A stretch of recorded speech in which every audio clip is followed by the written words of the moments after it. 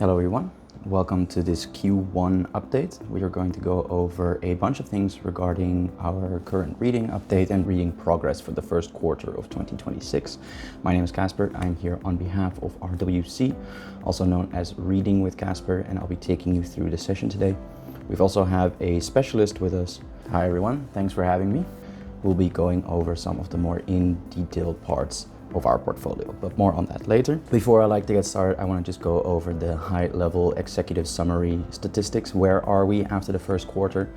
As I'm sure most of you are aware, we set a pretty low-balled KPI for the year at only 25 projects. The reason for that is primarily because we wanted to prioritize quality over quantity. But that being said, we are still able to deliver at high quality and at a surprising high rate. As it stands after the first quarter, we've completed 56% of our total KPI. Our total KPI absolutes is 25 projects completed. As it stands, we are on 14. What that means is if we keep up this momentum and this pace, we have a run rate of about 220+% off the top of my head, which is a very good number. But as mentioned, we keep the KPI on a bit on the lower end because we don't want to overshoot our expectations, and it's always possible to goalpost move. These 14 projects, what does that look like in absolute number of pages? We have 5,206 pages, which is a portfolio size of over 5,000, which is a very large number of average pages per book, but we'll get there. And so far our projects have been rated on a pretty high success rate. We have about a 4.1 out of 5 rating across all 14 projects, which we consider to be a very good statistic. With that out of the way, I'd like to start off with the agenda. First, we'll take a look at our high-level portfolio insights. We have a little bit of a dashboard that we set up with some dynamic data, which you'll see in a second. Then our expert will do the deep dive into the various individual projects that we wanted to focus on. And then we'll take a little bit of a look ahead at the future for the rest of at least Q2 and possibly beyond. Now, before I get into this first topic, I wanted to take a moment to pause here. This is a recorded session, so if there are any questions, we will do that after the recording ends, and you can just drop them in the chat. Or if you are looking back at this recording wherever it is uploaded, please let us know if there are any questions by using the chat or comment function, whatever it's called on your platform. Here we are. This is our Q1 portfolio insight dashboard. I'll run you through everything, but I think it's a pretty clear overview. We have completed 14 books, 14 projects, totaling out to 5,206 pages exactly. The average rating of our books is 4.07, which is what we rounded up to 4.1, what you saw in the executive summary. Given that this is in the first quarter between the 1st of January and the 31st of March, we have an average page per day of 61, which is very high. This is obviously a trended average, whereas certain days or certain weeks saw more pages being read than others. And on average, we read about 1.17 books, completed 1.17 projects per week, which is a pretty good rate. Looking at this, we would estimate to end up above a project per week, but as mentioned, that is not the goal. The goal is to deliver high quality over high quantity. So, as mentioned before, but here in a gauge, you can see that we have 56% of our current target achieved, and if we were to keep this up, we would be ending on 56 projects at the end of the year. We'll see how that goes over the next few quarters, but if we were to keep up this exact trend, then that's where we would end up. However, as you can see over on the right, we have a distribution per month where certain months were a little bit less impactful than others. As you can see, January still had a lot of carryover from the previous year, so some of the numbers here might be slightly inflated due to the fact that some of the numbers from previous years still ran over into the current one. However, that being said, March was a very strong month with 7 projects completed in the span of only 4 weeks. Very impressive numbers. Now, how do we do in terms of ratings? As you can see, we have had 4 projects which we deem to be of sufficient quality between 3 and 3.9 stars. Then we had 8 projects which we deem of good quality, and then we had 2 projects which we deem of excellent or outstanding quality, rate coming in at 5 or above. That's a small asterisk there because the above will be explained later by our expert. In terms of project size, you understand that a lot of our focus within our company is on larger scale projects, right? We do like to do high content, dense projects, which is also why we set our KPI a little bit lower. As you can see, we had 3 projects of coming in at under 200 pages, which we consider a small project. We had 5 projects in the medium bucket at 200 to 400 pages. We had 4 projects coming in at the high page count of 400 to 600, and we had 2 very high, very dense projects coming in at 600 pages plus. On that note, I'd like to give it over to our experts to go in depth on all the individual projects that we have done so far. All right, on that note, I want to take you along into a deep dive. Now, a small little note beforehand. Some of the deep dives will have opinionated content. I want you to understand that this is from the perspective of us as the implementation team.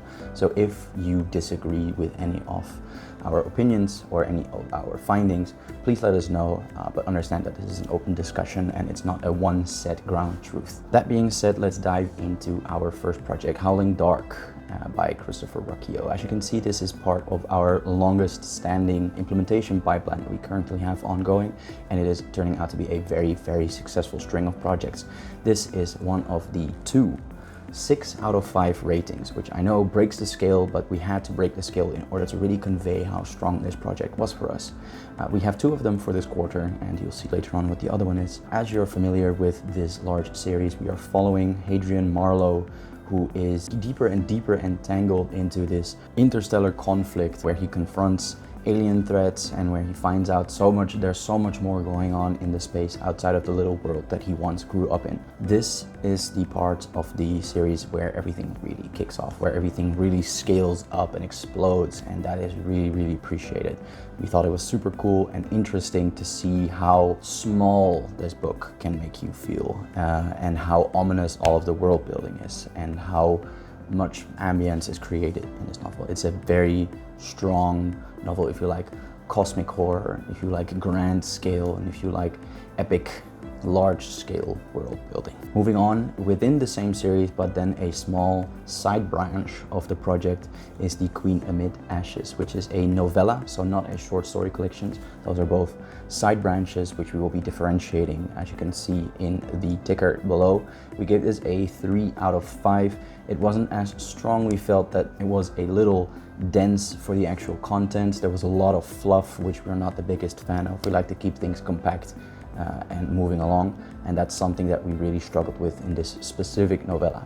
The novella itself focuses on the question, what is good, what is bad, what is the good within the bad, and the bad within the good. Beyond that, there's not much we can say. Take a look for yourself if you're interested. Coming in hot with the big series, as you can see, we're really focused on trying to make this series and this whole pipeline as fleshed out as possible. So we really are taking in all of the side content as well. And so here we have a short story collection, The Tales of the Sun Eater, Volume 1. Also not as strong of a contender. We gave this an average rating of 3 out of 5. Now that's a bit difficult to do when you have a collection of short stories, but as a whole, this first collection felt a little bit all over the place, a little bit non-directional. It didn't really stick, or it didn't really provide any input that I felt at the time we would need for the larger story to click into place more, which is something that we do expect for something like a short story collection. But as a whole, it's enjoyable, it's small. If you really love the world that you're in at that moment, then please take a look, pick it up. Then something else, and this is a collaboration project with one other person, which is Dark Matter by Blake Crouch. This extremely high-paced science fiction novel asks questions surrounding time and how would the world look if we were able to travel time, and what aspects of physics would break if we were to be able to step into alternate realities. This was an incredibly dense and high-paced, action-packed novel. Very enjoyable at certain moments. I personally would have even liked for them to slow down a little bit, but that didn't happen. This book just kept going and going and going from front to back. Super enjoyable, very snappy. You can blow through this thing very quickly. Very good read. Then another side project. This is part of the book club that we are a part of. This is Yumi and the Nightmare Painter by Brandon Sanderson. This is a very different kind of project within the Brandon Sanderson space. He's usually known for these large, epic high fantasy tellings, and this project focuses a little bit more on characterization. It's one of his first branches into like trying out romance and trying to make a wholesome story where two people whose lives start to intertwine in a magic way have to figure out, one, how to navigate this new mystery that comes along, and two, have to figure out how to navigate living with each other in a quite literal sense. It's an incredibly unique and refreshing take on the usual Brandon Sanderson writing and Brandon Sanderson world building, but he does stick true to what he does best, which is his conversational style high fantasy writing. I thought the characters were extremely wholesome and sweet, and I thought that the romance aspect was built up nicely. So we gave this a 4 out of 5, which is a good rating. Up next, and this is our second scale-breaking 6 out of 5 project for the first quarter of 2026. Demon in White, part 3 of the Sun Eater saga. I don't think this will come as a surprise to anyone. It is widely considered to be the best as of this point of the series, and by many still considered to be the strongest out of all of them. This is where all of the setup and all of the scaling that happens in the previous book really explodes. This is where everything starts getting flipped on its head, and after the first half to 2/3 of the book, so much starts happening. A lot of people, myself included, say that this feels like you're reading multiple books at once, and it just so happens that they're all like 5 of the best books you have ever and will ever read. So highly recommended. This series so far is exceeding all expectations, and it's so good. And then from there, high off the heels of one of the best books that I've ever read, we are going into Tales of the Sun Eater Volume 2. Once again, a short story collection. This one we rated a little bit higher at 4 out of 5 instead of the previous 3 out of 5, and that is because this one felt a little bit more coherent. It was more character focused, more important characters were actually focused on, to the point where it actually gave you some side information into characters and storylines that you are already invested in. And I feel that that is what a short story collection should do, and I think that this one hit it home a lot stronger than the first one. Then something completely different from our usual portfolio. This time we branched out and added in a little bit of audio, specifically a remake of an original audio version. As you know, that 1984 is one of the classics of the 20th century, having been brought out in 1949. Then, however, in 2024, Audible themselves brought out a new dramatized version of the story. It stripped a lot of the fluff and a lot of the description, and it has just focused it more on a play with dialogue and internal monologue, and having brought on a very strong cast of actors and actresses to perform the play. We thought it was a super unique and original twist on the medium and on the story itself. Gave it a 4 out of 5. It's really immersive and it's really well acted out. Highly recommended for anybody that has 3, maybe 4 hours to kill at some point while you're doing groceries or on your commute. Swing back into the Sun Eater saga. We are on to part number 4 out of 7. This time, Kingdoms of Death. This is a incredibly different, dark version of the story that we know and love. This book is extremely heavy, extremely difficult to get through, and a lot of people either quit or take a break after or during reading this story. That is just about all I will say. It tackles some very tough topics surrounding physical torture, mental torture, loss, and loneliness. So if you are reading the Sun Eater saga, brace yourself. It will get better, but it will get a whole lot worse first. Then moving on, something else a little bit different. This is the only, so far, non-fiction project we have ever done. This is the Culture Map by Aaron Meyer. The Culture Map, we initiated this project because we thought it was relevant given the new sector that we have ourselves moved into, being in a new cultural environment. This is a culture map. It shows you on different parts of the world how people interact differently in very general terms, from a cultural perspective, where it comes from a historical perspective, and how you can apply it and interpret it in your daily life. We thought it was a very interesting and practical way to read, and to this day, I think that is still on a lot of our minds and has really improved our understanding of cultural differences and how we interpret that and implement that in our own business. Something a little bit light, something a little bit different, coming hot off the heels of the most dark book and heavy book I've ever read. We have a young adult, children turning spies, and all of the high action stuff kind of just gets glossed over, and they jump ahead to where everything magically was okay. And then they explain why it was okay, how it became okay. Much needed, very welcome after having read such a difficult, hard book. Very enjoyable. I read these when I was younger and I enjoyed them very much, and I still, to this day, very much love them. Moving along, once again, book club. This is one that I, surprisingly, did not pick, and personally, not my thing. A Court of Thorns and Roses by Sarah J. Maas. I've read a lot of Sarah J. Maas in the past. I've read all of Throne of Glass and I enjoyed it thoroughly. I thought it was a 5-star series as a whole, with some of the strongest books being 5 up to 6 stars. However, everything that makes that story strong, which is a strong female lead and a well-developed cast, really did not hit for me in this specific story. That's why I gave it a 3 out of 5. Everything kind of culminated into this cringy bubble of emotions and attraction that didn't really go anywhere, and it didn't really hit for me. But hey, as said, those are all my opinions personally, and if you disagree with that, good for you. If you loved it, good for you. Then another collaborative project. This is from the buddy read Sign Here by Claudia Lux. This is a debut novel by Claudia Lux, and we gave it a 3.5 out of 5, which is just above average. Now, this is a satirical dark comedy take on a family drama and also on the concept of the afterlife. What if hell wasn't just all fires and devils? What if instead it was just mildly inconvenienced people having to search out ways for other people to sell their souls over to hell? That's what this story is about, as it says. In reality, it's not really about that at all. There's 2 storylines here going on. One of them is a very strong, enjoyable family drama, which I personally really enjoyed and I really resonated with, and all of the chapters relating to that side of the story I thought were awesome. And then the other side, which is the hell story, got confusing, lost me completely, to the point where I kind of stopped caring about it. But hey, you know, overall enjoyable read, which is why we gave it a 3.5 out of 5. And last but not least, imagine if Monty Python started writing books and they were about dragons, other weird fantasy tropes. That's where Terry Pratchett's Discworld comes in. Starting off with Guards, which is technically the 8th installment of the Discworld. You can read it in pretty much any order.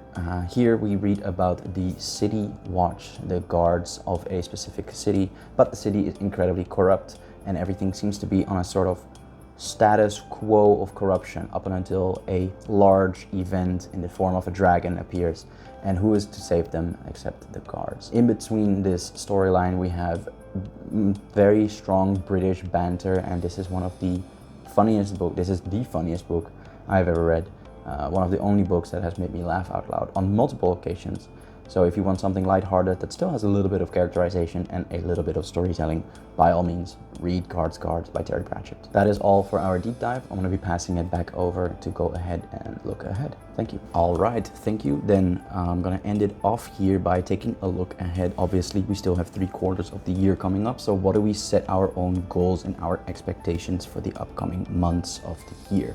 So a lot of what we're doing is momentum based, and a lot of what we're doing is continuous, right? We have a formula that's working and we want to keep implementing that exact formula. What does that mean? Our core series, our longer standing projects we intend to complete. Think of things like Sun Eater or A Court of Thorns and Roses, albeit that is a conjoined project with other firms. We still want to keep our focus on a longer narrative arcs. We deem that to be an important growth aspect of our company and our business. That being said, we do want to branch out our business a little bit into different branches of fiction and non-fiction. Specifically non-fiction, we want to see if we can delve into that a little bit more and try and do a little bit of experimentation to see if we can broaden our horizon as a team and as a company. We want to make sure that our focus doesn't shift too much but does leave room for growth, meaning that we have some projects which will have a deeper volume with a bit more reflection, and at the same time we want to make sure that we prioritize retention and synthesis, that the actual content that we are consuming stays with us